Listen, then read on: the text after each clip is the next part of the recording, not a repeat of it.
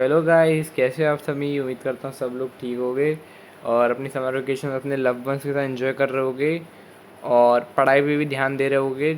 जैसे कि हम लोगों ने कल class 7th English first chapter चालू किया था जिसका नाम था 3 क्वेश्चन। उसका पार्ट 1 हम लोगों ने पूरा कंप्लीट कर लिया था। हम लोगों ने पार्ट 1 कंप्लीट किया, उसके बाद हम लोगों ने कंपेरिजन चेक भी इसका करा, उसके जो क्वेश्चन आंसर थे 2। और उसके बाद हम लोग आ चुके हैं आज पार्ट 2 पर। आज इसका पार्ट 2 कंप्लीट कर दूंगा गाइस, पूरा समझा दूंगा आपको। जिन लोगों ने पार्ट 1 नहीं देखा है उनका उसका लिंक मैं डिस्क्रिप्शन में डाल दूंगा, वहाँ पे जाकर चेकआउट कर लेना। पार्ट 1 पहले देख लेना, समझ लेना स्टोरी क्या है, ठीक है। और एक ओवरव्यू दे देता हूँ। तो इसमें एक किंग है जिसके 3 क्वेश्चन है। वो 3 क्वेश्चन के लिए वो एक वाइज मैन के पास गया है और उससे वो पूछ रहा था बेसिकली। पहले तो उसने अपने जो वो थे लोग उनसे, जनता से पूछा, तो वो लोग नहीं बता पाए। फिर एक वाइज मैन के पास गया था, तो उससे वहाँ से स्टोरी कंटिन्यू गई है, ठीक है। तो पहले पार्ट 1 देख लेना, समझ लेना, उसके बाद ही पार्ट 2 देखना। Okay, let's start the chapter now. The king turned round and saw a bearded man running towards them. तो किंग जब पीछे मुड़ा तो उसने देखा एक बियर्ड मैन, मतलब एक दाढ़ी वाला इंसान भागा चला रहा है उसके पास। His hands were pressed against his stomach. उसकी जो हैंड है उसकी स्टोमक पे लगे हुए हैं, ठीक है। From which blood was flowing, जिससे खून बह रहा है।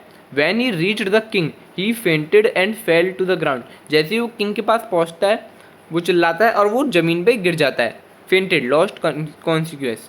फेंटेड मतलब कि उसका जो संतुलन था वो खराब हो जाता है, वो ज़मीन पे गिर जाता है। The king and the hermit. King और hermit remove the man's cloth and found a large wound in his stomach. जैसे ही वो उसके कपड़े उतारते तो देखते वहाँ पर बहुत ज़्यादा घाव है, बहुत बड़ा घाव है स्टोमक पे। उसके जो पेट है उसके ऊपर बहुत ज़्यादा घाव हो चुका है। The king washed and covered it with his hanker chief. King उसे धोता है और उसके बाद जो घाव है उसको थोड़ा धोता है और उसको हैंकर चीफ से कवर कर देता है। But the blood would not stop flowing. लेकिन जो ब्लड था वो स्टॉप नहीं हो रहा था, मतलब वो बहता जा रहा था, ब्लड निकल रहा था उधर से। फिर नई नई चोट लगती है, जैसे आपको कहीं खरोच मतलब जैसे कहीं आपका जो स्किन हो जाती है वो निकल जाती है, वहाँ से खून निकलता है ना, उस टाइप की घाव हो गया, उसको कुछ चोट लगी तो घाव हो गया जैसे, ठीक है। Now the king washed and covered it with the king redressed the wound until at last the bleeding stop. Redress करना मतलब ड्रेफ्ट अगेन। उसको उसने क्या किया, उसको जो है पट्टी अट्टी लगा दी उधर। Redress the wound until at last the bleeding stop, जैसे ब्लीडिंग रुक जाए। The man felt better and ask for something. जो मैन था जो वो गिरा, जिसको चोट लगी थी, वो थोड़ा उसको बेटर फील हुआ और उसने कुछ पूछा। To ask for something to drink, पानी पीने के लिए पूछा। The king brought fresh water and gave it to him. King ने एक एकदम साफ पानी लाया और उसको दे दिया। By this time the sun had set. इस समय क्या हुआ, जो सन था वो छुप गया था, set and the air was cool, और ठंडी हवा चल रही थी। The king with the hermit help carried the wounded man into the hut and laid him on the bed. King और हर्मिट ने उसे उठाया, उसकी जो हर्मिट की जो हट थी उसमें लेके गए और उसको बेड पर लेटा दिया। The man closed his eyes and lay quiet. और जो मैन था जिसकी चोट लगी थी उसने अपनी आंखें बंद कर ली और ले क्विट मतलब शांति सो गया। The king tried by his walk and the work he had done. जो किंग जो था वो चलकर और जो उसने काम किया था उससे थक गया था। Lay down on the floor, वो फ्लोर पर लेट गया। And slept through the night, और वहीं सो गया फ्लोर पर। Van he awoke it was several minutes before he could remember. जैसे यहाँ पे देखो, यहाँ पे पट्टी लगा रहे हैं ना उसके, वेयर ही वॉज और who the strange bearded man lying on the bed was. जैसे ही वो अवेक हुआ, when he awoke it was several minutes, बहुत ज़्यादा टाइम हो चुका था। Before he could remember where he was, जब ये वो रिमेंबर कर पाता कि वो वहाँ कहाँ पर है। Stranded beard man lying on the bed. Forgive me said the bearded man in a weak voice. मुझे माफ़ करो, उसने बियर्डेड मैन ने कहा।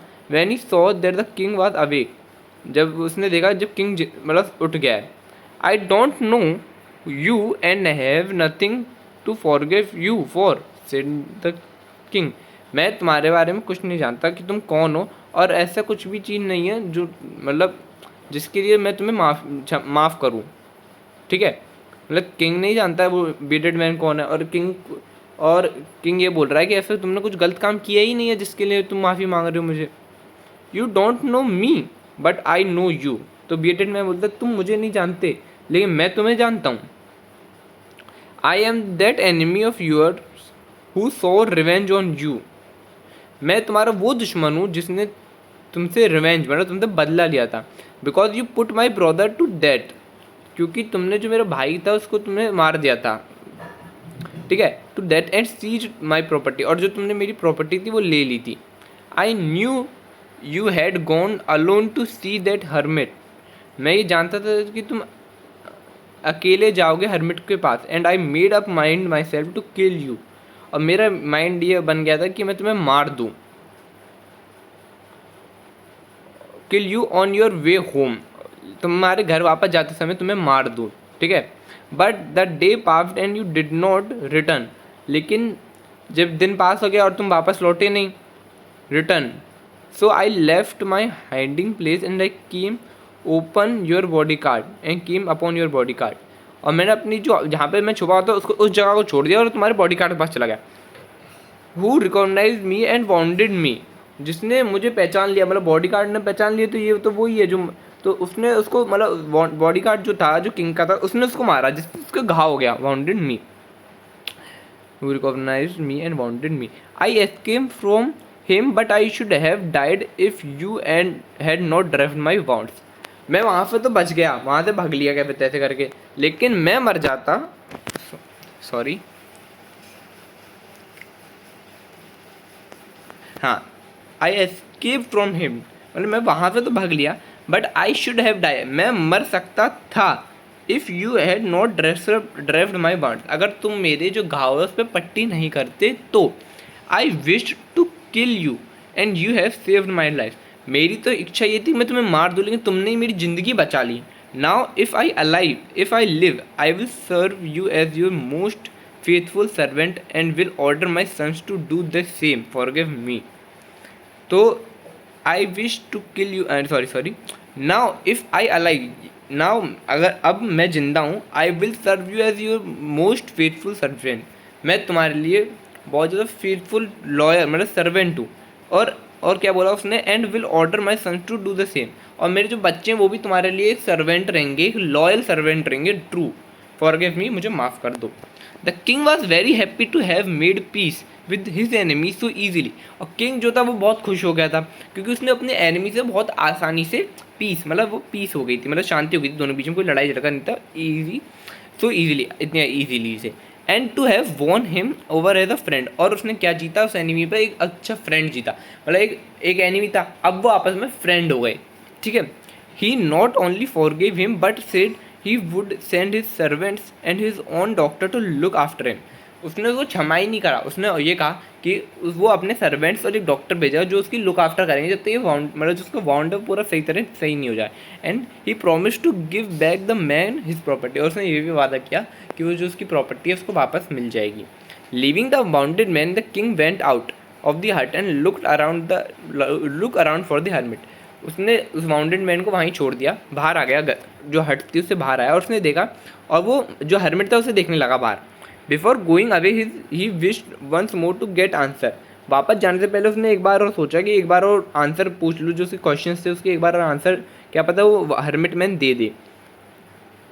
The hermit was on his knees sowing seed in the beds that had been dug the day before, तो क्या था जो हर्मिट तो वो अपने घुटनों पे था, वो जो सीड्स थे वो सोइंग मतलब सीड्स उगा रहा था, वो बेड्स में डाल रहा था, जो कि डे बिफोर मतलब जो यस्टरडे मतलब जो कल के दिन बीते हुए दिन वो जो खोदे गए थे गड्ढे उसमें वो सीड्स डाल रहा था उगाने के लिए। For the last time I beg you to answer my question wise man, तो जो किंग बोलता है आखिरी बार मैं तुमसे आंसर मांगता हूँ मेरे क्वेश्चन के लिए wise man. You have already been answered said the hermit, जो हर्मिट है वो बोलता है तुमने पहले ही आंसर दे दिया है। Still bending down to the ground and looking up at the king as he stood before him, देखो उसमें क्या बोलता है कि you have already been answered, तुमने पहले ही आंसर दे दिया है। सेड द हर्मिट, हर्मिट कहता है still bending down to the ground, bending मतलब ग्राउंड से जुड़े हुए, and looking up at the king as he stood before him, how have I been answered, what do you mean, मैंने कब answer दिया, क्या तुम कहना चाहते हो। किंग बोलता मैंने कब आंसर दिया, क्या तुम कहना चाहते हो। Do you not see, replied the hermit, क्या तुमने देखा नहीं। If you had not pitied my weakness yesterday and had not dug these beds for me you would have gone away, अगर तुम मेरी वीकनेस नहीं देखते yesterday बीता हुए कल के दिन और इन बेड्स को नहीं खोदते, you would have gone away, तुम यहाँ से चले जाते। That man would have attacked you and you would have wished you had stayed with me. तो क्या हुआ, अगर तुम यहाँ से चले जाते तो जो मैन था जो कल तुम्हें मारने आया था वो तुम्हारे ऊपर अटैक कर देता, and you would have wished you had stayed with me, तो तुम्हारी क्या इच्छा हुई कि तुम मेरे साथ ही रुक जाओगे, ठीक है। So the most important time was when you are digging the beds, तो सबसे इंपॉर्टेंट टाइम क्या था, इसका क्वेश्चन का आंसर था सबसे इंपॉर्टेंट टाइम क्या है किसी चीज़ करने का, तो यही तो था, तो इसका आंसर निकला। So the most important time was when you were digging the beds and I was the most important man and to do me good was your most important business. तो उसने क्या बोला कि पहला आंसर तो निकला important time क्या है, फिर इंपॉर्टेंट कौन कौन लोग उसके लिए इंपॉर्टेंट है, तो दूसरा क्वेश्चन निकला and I was the most important man, तो उसने बोला कि मैं हूँ जो इंसान हूँ जो सबसे इंपॉर्टेंट है। फिर तीसरा क्वेश्चन का आंसर क्या निकाला कि and to do me good was your most important business, जो उसके साथ जो उसने क्या मतलब जो उसके लिए उसके बैट्स खो दे तो वो उसके लिए इंपॉर्टेंट बिजनेस था, ठीक है।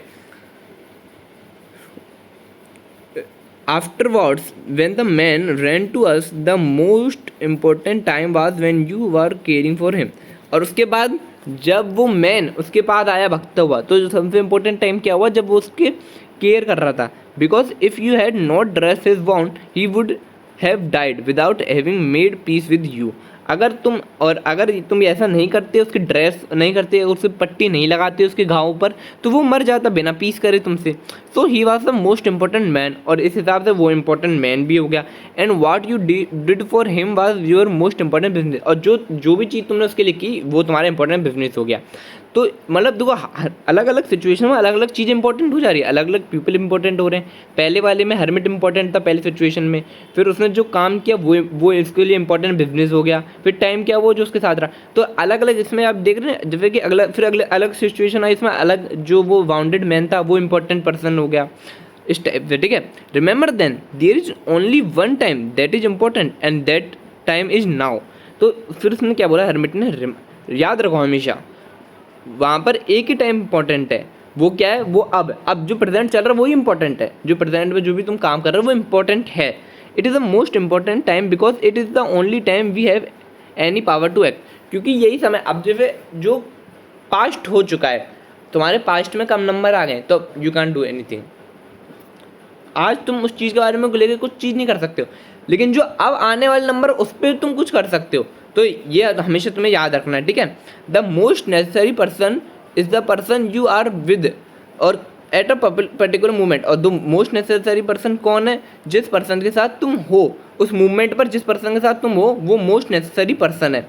For now no one knows what will happen in the further future and whether we will meet animal else. तो अब किसी को नहीं पता फ्यूचर में क्या होने वाला है और तुम किससे मिलोगे आगे चलकर। The most important business is to do that the person good because we were sent into this world for that purpose alone.